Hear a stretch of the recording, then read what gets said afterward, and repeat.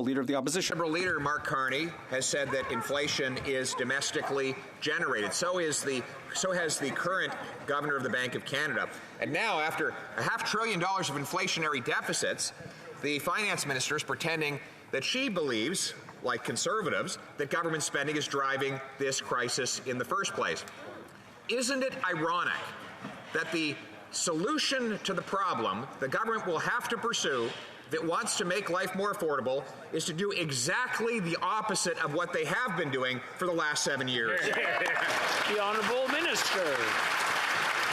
Mr. Speaker, on inflation, our government is taking concrete steps to reduce child care fees, and in my own province, it's over $6,000 for average for family, doubling the GST credit, providing a one-time $500 payment for renters, and Mr. Speaker, 500,000 kids will get dental coverage that they never had before. What's ironic in this House, Mr. Speaker, is that when the Conservatives had the chance to vote for Canadians, they voted against, we voted for them.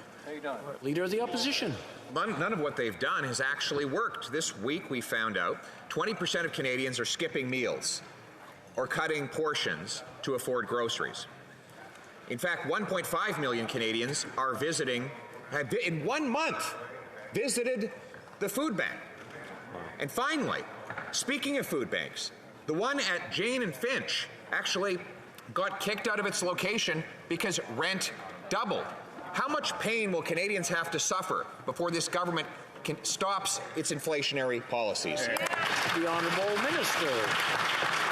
Mr. Speaker, we understand that times are tough for Canadians, and that's why our government, since we've been in office in 2015, has lifted 2 million people out of poverty. We know that it's not enough. We know that there's more to do, and that begs the question, Mr. Speaker, why did the Conservatives vote against vulnerable kids who just wanted to get their teeth looked at? Why did they vote against people who needed a $500 top-up on their housing? Why did they vote against childcare? And, Mr. Speaker, we know they can't wait to cut it up. We are always going to stand on the side of Canadians. Honourable Leader of the Opposition. According to a Bloomberg Nanos poll, the largest share of Canadians in recorded history say they're worse off than a year ago. What did the NDP do as a solution to that?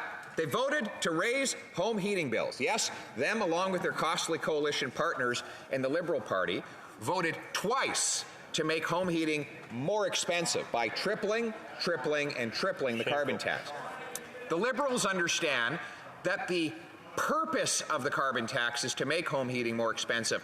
Will they tell the NDP that that is in fact the plan? The Honourable Minister for Immigration. Mr. Speaker, I can tell you it's nice to take a question from my friend opposite once again, but I gotta say, as an Atlantic Canadian, it really burns me to see this line of questioning. We're dealing with neighbours that I've got right now who've lost over 6 figures in corn crops that they're trying to feed their cattle. We've seen silos come down, we've seen wharves damaged, and we know that when we put a price on pollution, it puts more money in the pockets of 8 out of 10 Canadian families. If they want to be laggards when it comes to climate action, they're free to do so, but they shouldn't be so committed to taking money from my neighbours while they do it. The Honourable Leader of the Opposition. Well, the carbon tax is not a climate plan. It is a tax plan. They have not hit a single solitary climate change target since they took office. And now they want to not double down, but triple down on their failure by tripling the carbon tax as we go into a winter when analysts expect that heating costs will go up 100% and more for families in that member's riding who heat their homes with oil. Mr. Speaker, will the costly coalition, including the NDP, finally reverse themselves so the Canadians can keep the heat on? The Honourable Minister. With respect to the allegation that our plan to put a price on pollution is a tax on Canadian households, he knows it's bogus. Year after year after year, he's been making this point in the House of Commons, and year after year after year, it's proven to him that Canadians actually receive more from a dividend than they put out on pricing. The reality is this is one amongst many measures of our climate plan. We know that it's the right thing to do, and we're seeing it in my community because right now, it's very clear the cost of inaction is far greater than the cost of taking action. We're going to do the right thing, both by the environment and the bottom line of Canadian households. The Honourable Member for La Prairie. Mr. Speaker, on Thursday, the Toronto Star revealed the federal government's strategy when it comes to health transfers, and it confirms our worst fears. The Prime Minister refuses to meet